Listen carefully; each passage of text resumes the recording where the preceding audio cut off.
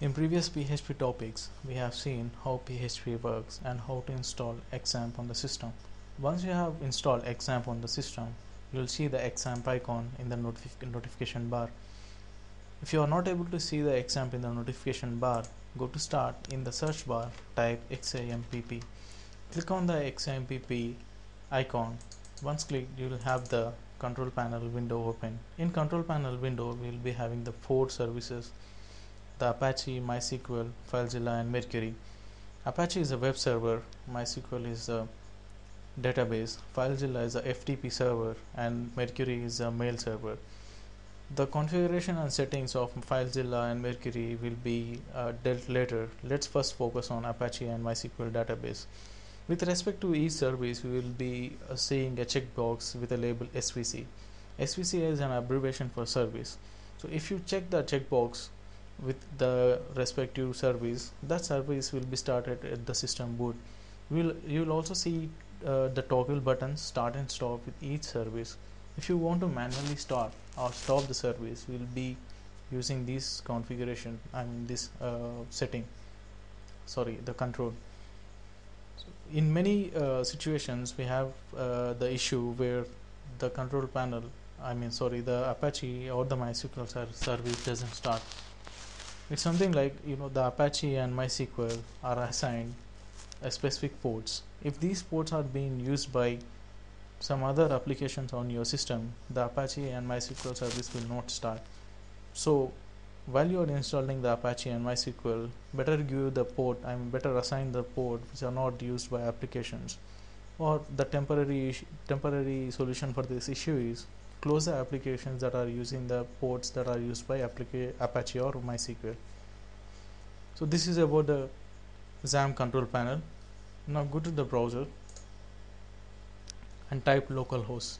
So you will have the XAMPP for Windows, the XAMPP UI open, where the landing page is a welcome page. In the welcome page, you can see it says that the XAMPP is installed successfully, and in the left side we have links. For example, like status. When I click on status, it shows all activated services and deactivated services in my system. So you can see the MySQL, PHP, HTTPS, and CGI and the SSI are activated. The Tomcat, SMTP, and FTP are deactivated. For now, our main concern is the PHP info and PHP MyAdmin. Let's go to the link PHP info. PHP info provides all the configuration parameters. You will be not able to configure the parameters here, but it just displays the configurations. In order to change the configuration parameters, we have to edit a file called php.ini, which is displayed here as loaded configuration file.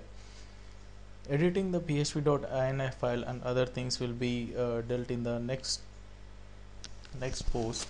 For now, let's move on to PHP MyAdmin link. When I click on PHP MyAdmin, so we have the PHP MyAdmin UI open with please check the URL. The URL is localhost php myadmin. So PHP MyAdmin is a UI, the user interface of MySQL database. On the left hand side, you will be seeing the database list, and the right hand side there are some controls to make new database. Let's make a default database, a sample database. I have a sample database here called db sample.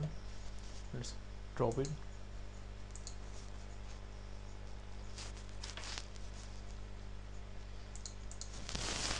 Now let's make the database db sample create. So we have the database created. In the database, let's make a users table. The name is user sample users and number of fields is 3. Click on go. So the 3 fields are created.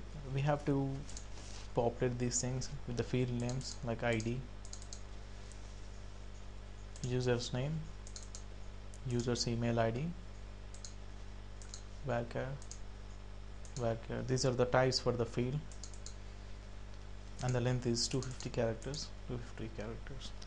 So here the username and user's email ID, you can get it what these fields are, but when it comes to ID, this is the thing which I have to explain. So ID is nothing but it's a primary key. So primary key is a unique key for each column in the table. So in order to make ID a primary key, select the index as primary and check the option auto increment. Auto increment increments the ID value whenever you add a new data to the table. If it is, if this feature is not there, we have to first query the previous data, get that ID, increment it, and insert it with the username and user email ID. So this will save a lot of time for us. And now we can save.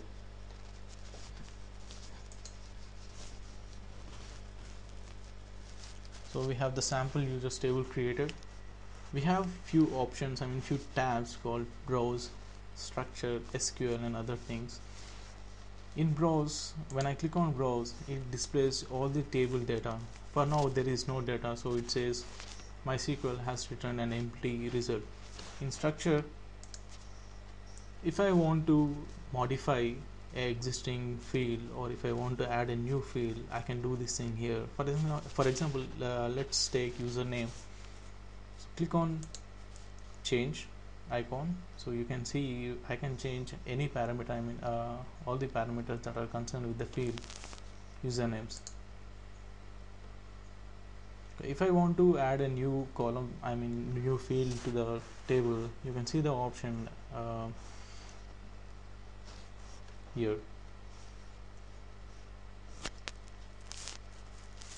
Here also we have two options called at the end of the table and at the beginning of the table. So where you want to add the field, at the starting of the table or the end of the table. Normally it's at the end of the table.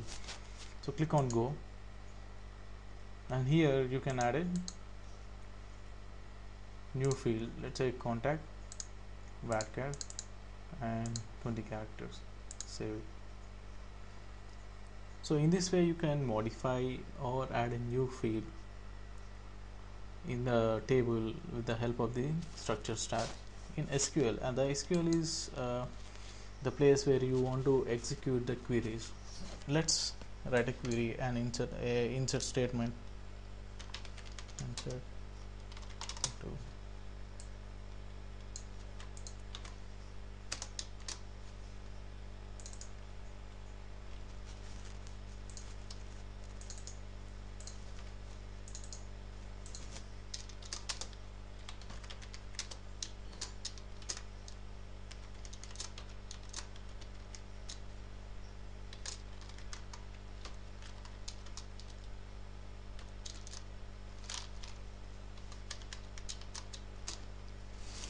you can write multiple queries separated by a delimiter. You can see the delimiter here. So let's execute this query. So we have one row inserted. Now click on browse to check the data. So here you can see the username as wdd and email as wdd@info.com and the user's contact as 1234. So this is a way how we can create the database and also the tables. In the next tutorial we are going to check how to modify the php.ini file, and how to we'll briefly discuss about the each and every configuration in the XAMPP and also in the PHP user interface. Thanks for listening.